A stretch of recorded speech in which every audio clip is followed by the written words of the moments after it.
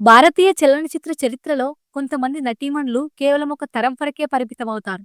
కానీ సుమారు 5 దశాబ్దాలుగా తన నటనతో ఇండస్ట్రీని శాసిస్తూ నేటికదే ఎనర్జీతో దూసుకుపోతున్న ఏకైక నటి మ్యాట్నీ ఐడల్ రాధికా శరత్ కుమార్ గారు. ఒకప్పుడు చిరంజీవి, రజనీకాంత్, కమల్ హాసన్ వంటి దిగ్గజాల సరసన గ్లామర్ క్వీన్గా మెప్పించిన లేదా రాడన్ మీడియా ద్వారా టీవీ రంగానికి రాణిలా మారిన ఆమె వేసే ప్రతి అడుగు ఒక సంచలనమే. 2026లో విడుదలైన తాయ్ కిలావి సినిమాలో ఆమె మేకోవర్ చూస్తే ఎవ్వరైనా షాక్ అవ్వాల్సిందే. 60 ఏళ్ల వయసులో కూడా ఒక మాస్ అవ్వపాత్రలో బీడీ తాగుతూ ఆమె చూపించిన స్వాగ్ బాక్సాఫీస్ వద్ద సృష్టించిన వందల కోట్ల వసూలు చూస్తుంటే age is just a number అని ఆమె మరోసారి నిరూపించారు. సో, రాధికా గారు ఇంత స్థాయికి ఎదగడానికి కారణమేంటి? రాధిక ఎలా ఇండస్ట్రీకి వచ్చారు? వాళ్ళ పేరెంట్స్ ఎవరు? బ్యాక్గ్రౌండ్ ఏంటి? ఇక రాధిక 3 పెళ్లిళ్లు నిజంగానే చేసుకున్నారా? ఇక రాధిక ఒక్కొక్క సినిమాకి ఎంత రెమ్యునరేషన్ తీసుకుంటుంది? రాధికకు ఎన్ని కోట్ల ఆస్తులున్నాయి? సో, ఇవన్నీ విషయాలు తెలుసుకోవాలనుకుంటే వీడియో ఎక్కడా స్కిప్ చేయకండి, చివరి వరకు చూడండి. Welcome to interesting facts Telugu. తమిళ చిత్రసీమలో నటనలో రారాజు అని పిలువబడే ఎంఆర్ రాధా గారు రాధిక తండ్రి. ఆయన కేవలం నటుడు మాత్రమే కాదు, ఒక విప్లవాత్మకమైన ఆలోచనలున్న వ్యక్తి. రాధికా గారి తల్లి శ్రీలంకకు చెందినవారు. తండ్రి బిజీగా ఉండడం వల్ల రాధికా గారి బాధ్యతను తల్లే ఎక్కువగా చూసుకునేవారు. రాధికా గారు ఆగస్టు 21, 1963న జన్మించారు. రాధికాకు 3 తోబుట్టువులున్నారు, నిరోష, రాజు, మోహన్. రాధికా గారు పుట్టిన ఇల్లు ఎప్పుడూ రాజకీయాలు, సినిమా చర్చలు మరియు వివాదాలతో నిండి ఉండేది. కానీ రాధికాకు ఆ ప్రపంచంపై పెద్దగా ఆసక్తి ఉండేది కాదు. రాధికా గారు తన ప్రాథమిక విద్యను ఎక్కువగా హాస్టల్లో చదివారు. ఆమె కొలంబో అంటే శ్రీలంకలోని మంచి స్కూల్లో చదువుకున్నారు. ఆమె పై చదువుల కోసం లండన్ వెళ్లారు. అక్కడ ఆమె చదువుకుంటున్న రోజుల్లో చాలా స్వతంత్రంగా ఉండేవారు. లండన్లో ఉండడం వల్ల ఆమెకు ఇంగ్లీష్పై మంచి పట్టు దొరికింది. ఇది ఆ తరువాత ఆమె బిజినెస్ డీల్స్ మరియు ప్రొడక్షన్ హౌస్ నిర్వహణకు ఎంతగానో ఉపయోగపడింది.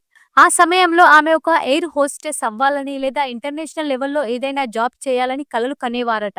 నటి అవుదామని ఆమె కల్లో కూడా ఊహించుకోలేరట. అప్పట్లో ప్రముఖ దర్శకుడు భారతీరాజా గారు తన కొత్త సినిమా కిలక్కే పోగూం రైల్ కోసం ఒక పల్లెటూరి అమ్మాయి కోసం వెతుకుతున్నారు. అనుకోకుండా రాధిక గారి ఫోటోలు చూసిన ఆయన ఆమెలో ఉన్న ఆ స్వచ్ఛమైన గ్రామీణ కళను గుర్తించారు. ఎంఆర్ రాధా గారు మొదట అయిష్టత చూయించిన భారతీరాజా గారిపై ఉన్న గౌరవంతో ఒప్పుకున్నారు. తొలి సినిమా షూటింగ్ సమయంలో రాధికాకు తమిళ్ సరిగ్గా రాదు. కానీ ఆమె ఒక్కసారి కెమెరా ముందుకొస్తే చాలు ప్రాణం పోసేవారట.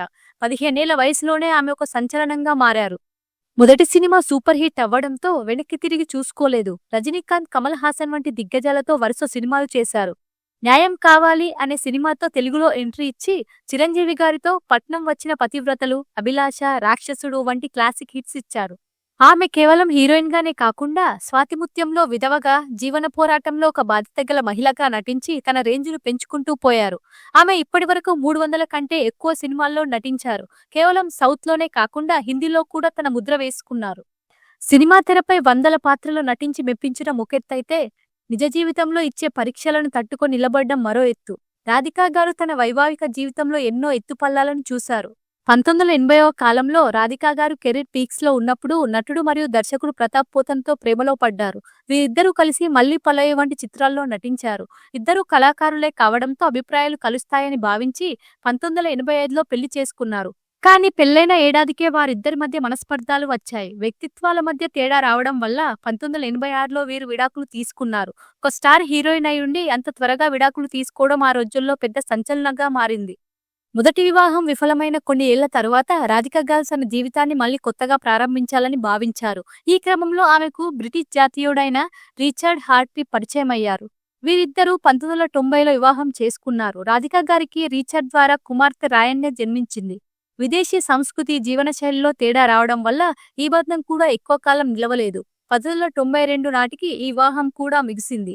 ఒక చిన్న పాపను చేతిలో పట్టుకొని అటు కెరీర్ని, ఇటు కూతురి భవిష్యత్తును కాపాడుకోవడానికి ఆమె ఇండియాకు తిరిగి వచ్చారు. ఆ సమయంలో రాధిక పని అయిపోయింది అన్న నోళ్లకు తన నటనతో సమాధానం చెప్పారు. రాధిక మరియు శరత్ కుమార్ గారు దాదాపు 20 ఏళ్లుగా మంచి స్నేహితులు. శరత్ కుమార్ గారికి కూడా అప్పటికే మొదటి వివాహం జరిగి విడాకులయ్యాయి. ఒకరి కష్టసుఖాలు ఒకరు తెలిసిన మిత్రులు కావడంతో వీరిద్దరూ పెళ్లి చేసుకోవాలని నిర్ణయించుకున్నారు. ఫిబ్రవరి 4, 2001న వీరి వివాహం జరిగింది. వీరికి 2004లో కుమారుడు రాహుల్ జన్మించాడు. శరత్ కుమార్ గారి మొదటి భార్య పిల్లలైన వరలక్ష్మి మరియు పూజలను కూడా రాధికా గారు ఎంతో ప్రేమగా చూసుకునేవారు. ఈ బంధం ఇప్పటికీ ఎంతో పటిష్టంగా కొనసాగుతోంది. తన పెళ్లిళ్ల విషయంలో రాధిక గారు ఎప్పుడూ దేన్ని దాచలేదు. నా జీవితం ఒక తెరిచిన పుస్తకం అని ఆమె గర్వంగా చెబుతారు.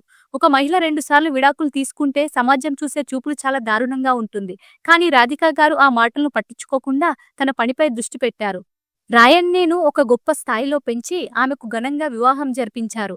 విడాకులనేది జీవితాంతముండే శాపం కాదు, అది ఒక కొత్త మలుపు అని ఆమె నిరూపించారు.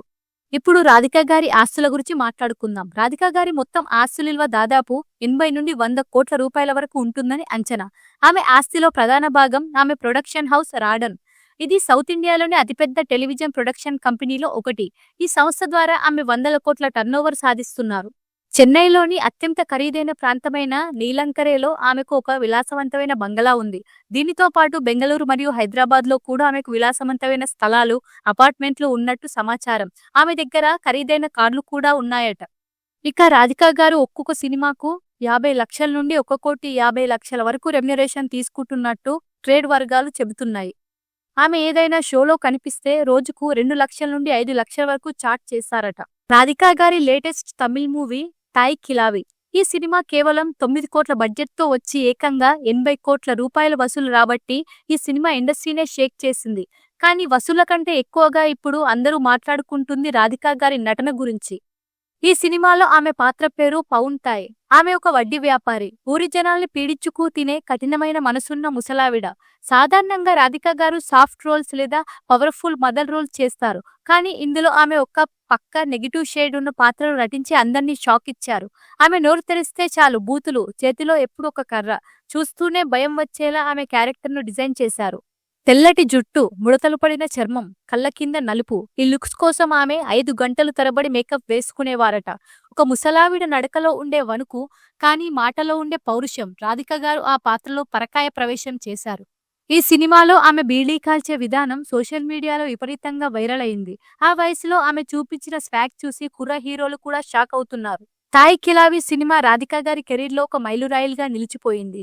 ఒక సీనియర్ నటి తన కంఫర్ట్ జోన్ నుండి బయటకు వచ్చి ఇలాంటి రిస్క్ చేయడం నిజంగా అభినందనీయం.